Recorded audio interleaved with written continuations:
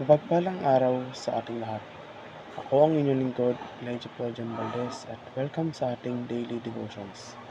Ang ating verse for today ay nasa Ecclesiastes chapter 5, verse 4 and 5. Ang sinasabi rito ay, pagka ikaw ay nananata ng panata sa Diyos, huwag kang magliban ng pagtupad, sapagkat siya'y walang kaligayahan sa mga mangmang, tuparin mo ang iyong ipinanata.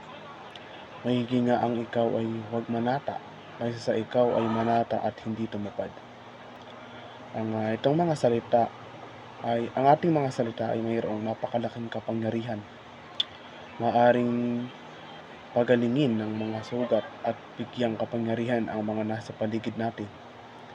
Ang mga ito ay hindi lamang mga kasangkapan ng komunikasyon, ngunit ang pinakabuod ng ating sangkatauhan na nagpapahintulot sa atin na ipahayag ang ating pinakamalalim na iniisip at damdamin.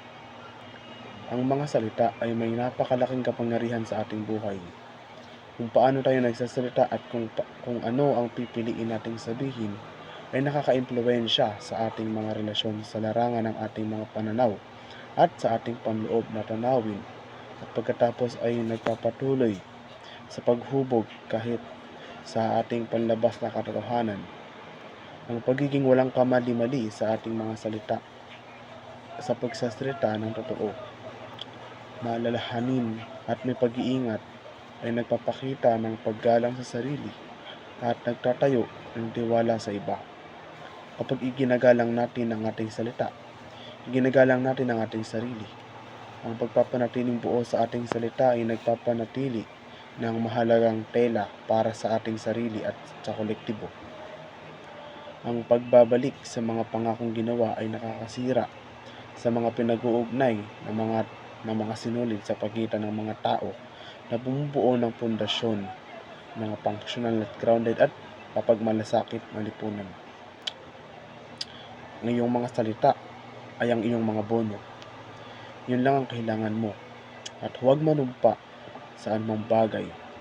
Bilang isang Kristiyano, ang iyong salita ay nakatali na ni Kristo, at sumakatuwid ang panunumpa sa ibang bagay ay nangangahulugan na inilalagay mo ang iyong tiwala sa isang bagay maliban kay Kristo. Huwag na huwag mong gagawin yun. Ang iyong pananampalataya at pagtitiwala ay kailangan kay Kristo lamang. Siyempre, maaaring may mga pagkakataon na kailangan mong manumpa ang makamundong panunumpa para humawak ng isang katungkulan o isang posisyon. Ngunit dapat mong tandaan kung sino ang iyong kinakatawan kapag ginawa mo iyon.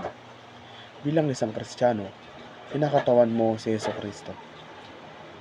Maging isang magandang representasyon kung sino ka. Payagan ng Kristyanismo na maging iyong pagkakakilanlan at katawanin nito ay may dignidad at karangalan. Hayaan ng iyong oo ay maging oo at ang iyong hindi ay maging hindi. Sinusuportahan ni Jesus ang iyong mga salita, at hindi mo kailangang kumpirmahin ito sa anumang iba pang paraan. Muli, ako ang inyong lingkod, Elijah Paul Valdez, at dito na nagtatapos ang aking daily devotion.